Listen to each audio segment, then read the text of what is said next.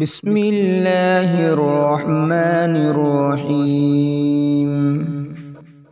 ये अचौब करामती अल्लाह की रसूल सल्लल्लाहु अलैहि वसल्लम की सुन्नत को पाबंदी सुन्नत अमफाव नाथोक्तना पाबंदी तौदुना चटलिबा Midu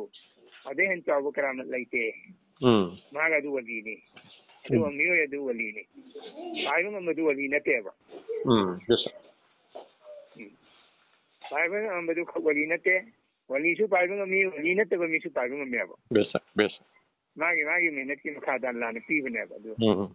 aduna adugumba mayam wari lai aduna aikoigi maksatti Allah ki rasul sallallahu alaihi wasallam ki sunnat ki tarika da punchi lenba besak sunnat ki pabandi tauba besak adagi sunnat nama asal ki namaz ki kaza oi da asal namaz ki sunnat ni ayam na kaza oi galle sunnat ki wawin gande ba tadona galle ba adu si kaza oi da mina zalla wada Gol Govinda की मंदिर निकाय है दिन जाला उबदा Gol Govinda की मंदिर निकाय जना Gol Govinda पाइनी चेन की देखिए बाबाजी साजरान की मतंदा अदना बांग्लादेश पे इस्लाम सेंटर को मतंदा अदुगी वारी में हम ले दिन अदना अदु महीना अल्लाह की रसूल की सुन्नत मौकेदा नतबा सुन्नत नफल सुन्नत जवाहिर सिंसी सिंसी सुन्नत मचा सिंसी पाखलगा सुन्नत अचे उदयना मचा फावबा राजवाजी कितंगाई फदरेदना सुन्नत मौकेदा तंगाई फदरे जी नतबा सुन्नत मखई तौरसी आबा तौदरसी आबा तौरगना सवाब फंगबा तौदरगना चगुना ओइदबा सुन्नत सुन्नत मखई सी आधा तौदने चपलगा अदु ददेव सुन्नत की पाबंदी दे सुन्नत की अमल जनेबा अल्लाह का नशिन नगे दोरी है ना बेशक अदुदनेबा अल्लाह की मरुक दोस्त वरकदोरी बा अल्लाह की वली वरकदोरी सी अदना असी की पाबंदी ngam कदोरी सी करा मतम दनो इकोई की तसौ की लांचिदा बंदा की बंदा हो जाओ हाइबम लेजना बेशक अल्लाह की बंदा ने भाई कोई सी को जी अदो नंग शुआइशु अमसु लोइना अल्लाह की बंदा ngase अल्लाह की बंदा सिंगी मनुंग दगी मतिक साबा बंदा अमगी अमक्के सुमा की बंदा ओयुसिने हरिसी बेशक हाइबदी मागी बंदगी मागी हाइबे इलो हाइबने बंदा हाइबे मतनती माने अल्लाह की हुकुम इंदना अल्लाह ने यारबा अल्लाह की वली में तुगी मखा दा चंगगा मागी मखों पायरगा मखुद पायरगा माकी याथंग इलगा मा ना सिजिना मोंग दे सिजिना हलो माकी ममांगा या सिबा मगुमना लायु असीब मीदु सोमंधो सु माने कैंत माय हरकेबा माने थाने लेले सु मान नाय हरके इसा हरकेबा माने जैसे अदु मैना असीब अमगुमना लायु आइगी स्टातु की ममांगा अदुगी मतंदुदा आइदु अदु मेमा मतिका मेम ओरकनी हाइबनेबा सी मेते रोंगी फजाने सी फजन एरिया बदु मतंगी ता अदुना आइकोइना अल्लाह की बंदा मतिक चाब मीसी अदु आइकोई म्याजी हेलाल देन हासु बाइक तरुरे आइसु आइगी म्याजी हेलाल गया पीरसु आइगी पीरसु अमतनी आइकोई पीर भाई आइगी भी पीर भाई ने म्याजी हेलाल दो अदु पीर भाई हम ओरगसु म्याजी दो आइगी मेसाब अमगुमना पीर मक नत्रगसु आइगी पीर अमगुमना आइना खंजबा अदु यामना नुंसीजबा अमना माकी मांगोंदगी इलिमसु मयम माइना खंगोबा अदुगुम्बा आई उस्ताद अमने अमरंदा होय अदुदा नहांग बाई तोरमे अदु ओरदी तरीका दे तिनरे अमना मुरीद भाई किंग दा मुरीद किला इंदा इचाइसु तिमिना अम ओइना मरी दे नरे हाइना खल्लगा ना काइगा मरी लेनबनेबा अदुगा नाके नाने ngana haiba ai adu de pass togani adu da aina arab te salam dragade adu miyo emo oramgudamni ga haiba gi wari ma sat kang khidna adu allah ki hukum ni allah rasul allah na na ki narai bu tam khibni na ge na hai bisu allah na yan dire adu lain du da salam da na hi ke adu wa na matik sa bo sharama matik sa ba ayasamo की फममा नत्रगे कईमा फममा principal मा कईमा पैर भैया अदु पैर मगर दिन हां ओरी को फिरम दिन की लाइन लंबी से राम दसी आएगा जी दन अल्लाह ना जो माने पाम मोंग दिदा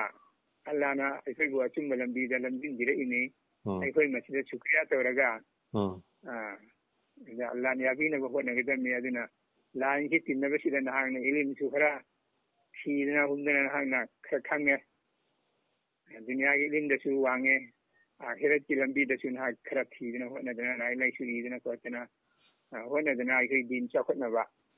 ꯃꯦꯍꯅꯠꯅꯦ ꯅꯍꯥꯛꯅ ꯇꯧꯔꯤꯕꯁꯤ ꯑꯁꯤꯗꯩꯁꯤꯗ ꯑꯩꯅ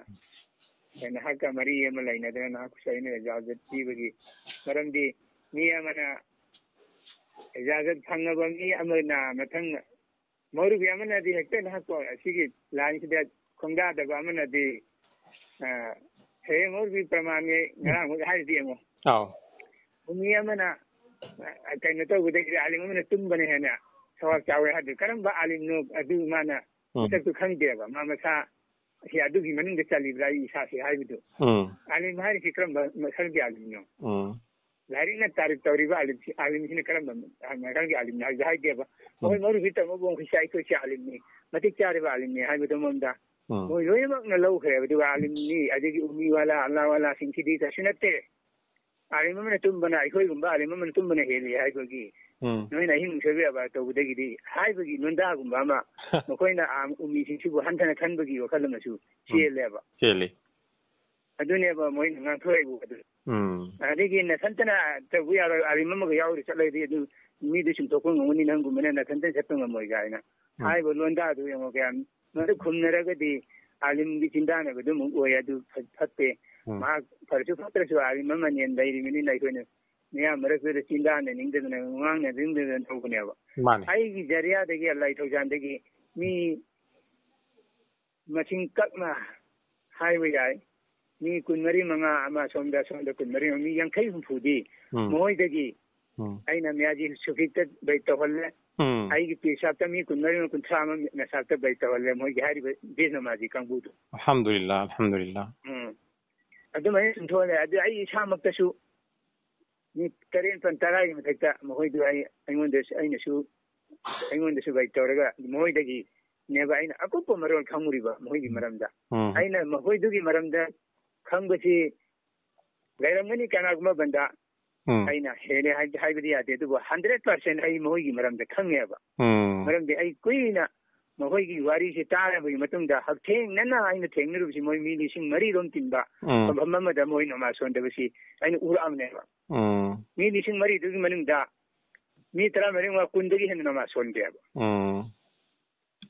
ꯑꯗꯨꯗ ꯑꯩꯅ ꯅꯃꯥꯖ ꯁꯂꯥꯝ ꯐꯤꯔꯩꯕꯒ ꯅꯃꯥꯖ ꯁꯣꯟꯗꯕ ꯖꯃꯥꯠ ꯑꯩꯈꯣꯏꯅ ꯅꯍꯥꯟꯗꯒꯤ ꯍꯥꯏꯔꯛꯄꯁꯤ ꯇꯤꯔꯋꯥꯂꯥ ꯅꯃꯥꯖ ꯁꯣꯟꯗꯕꯁꯤ ꯉꯁꯤꯒꯤ ꯄꯝꯄꯝꯁꯤꯅꯦꯅ ꯍꯥꯏꯔꯨꯕ ꯑꯗꯒꯤ ꯑꯗꯨꯗ ꯃꯈꯣꯏꯒꯤ ꯑꯥꯂꯤꯝ ꯑꯃ ꯌꯥꯎꯔꯝꯗꯅ ꯑꯥꯂꯤꯝꯁꯨ ꯑꯩꯅ ꯃꯃꯩꯗ ꯌꯦꯠꯅꯔꯒ ꯃꯃꯩꯗ ꯆꯨꯝꯊꯣꯛꯑꯒ ꯃꯥꯁꯨ ꯑꯩꯒꯤ ꯃꯦꯁꯥꯞꯇꯨꯗ ꯕꯩ ꯇꯧꯍꯟꯕꯅꯦꯕ ꯑꯣꯟꯊꯣꯛꯑꯒ ꯏꯖꯥꯂꯤꯗꯒꯤ ꯑꯣꯟꯊꯣꯛꯑꯒ ꯑꯩꯒꯤ ꯃꯦꯁꯥꯞꯇꯨꯗ ꯕꯩ ꯇꯧꯍꯟꯈꯤꯕꯅꯦ ꯑꯁꯨꯃꯥꯏꯅ ꯇꯧꯍꯟꯈꯤ ꯑꯗꯨ ꯄꯨꯝꯅꯃꯛꯇꯨ ꯑꯩꯅ ꯁꯤꯡꯊꯥꯗꯨꯅ ꯂꯤꯔꯨꯔꯒ ꯀꯩꯗꯧꯅꯤ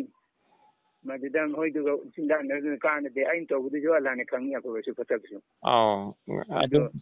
ꯑꯜꯂꯥꯅ ꯑꯣꯏꯍꯜꯂꯒꯁꯨ ꯑꯣꯏꯔꯤꯕ ꯉꯥꯛꯇꯅꯤ ꯑꯗꯨ ꯅꯠꯇꯦ ꯑꯩꯈꯣꯏꯅ ꯈꯟꯒꯗꯕꯗꯤ ꯃꯤ ꯈꯨꯗꯤꯡꯃꯛ ꯑꯐꯕꯗ ꯄꯨꯁꯤꯜꯂꯛꯄ ꯉꯝꯅꯕ ꯍꯣꯠꯅꯕ ꯑꯗꯨ ꯉꯝꯗꯕꯗꯨꯅ ꯉꯝꯗ꯭ꯔꯦ ꯑꯜꯂꯥꯒꯤ ꯅꯕꯤ ꯔꯁꯨꯜullah ꯁꯜꯂꯝꯅꯁꯨ ꯃꯥꯒꯤ ꯆꯆꯥꯖꯥꯟ ꯐꯥꯎꯕꯁꯨ ꯏꯃꯥꯟ ꯊꯣꯛꯍꯜꯂꯛꯄ ꯉꯝꯈꯤꯗꯦ ꯑꯗꯨ ꯑꯜꯂꯥꯅ ꯎꯍꯜꯂꯛꯀꯦ ꯍꯥꯏꯕ ꯃꯤꯗꯨ ꯍꯤꯗꯥꯌꯠ ꯇꯧꯒꯦ ꯍꯥꯏꯕ ꯃꯤꯗꯨꯇꯅꯦꯕ ꯅꯪꯒꯤꯗꯤ ꯊꯨꯡꯍꯟꯐꯝ ꯊꯣꯛꯄꯗꯨ ꯊꯨꯡꯍꯜꯂꯨ ꯍꯥꯏꯐꯝ ꯊꯣꯛꯄꯗꯨ ꯍꯥꯏꯌꯣ ꯍꯥꯏꯕꯅꯤ ꯑꯗ ꯏꯃꯥꯟ ꯄꯨꯍꯜꯂꯛꯄ ꯍꯤꯗꯥꯌꯠ ꯇꯧꯕ ꯍꯥꯏꯁꯤꯗ ꯑꯩꯒꯤ ꯊꯕꯛꯅꯤ ꯍꯥꯏꯅ ꯑꯜꯂꯥꯅ ꯍꯥꯏꯔꯤꯕꯅꯤ ꯅꯠꯇ꯭ꯔꯅꯦ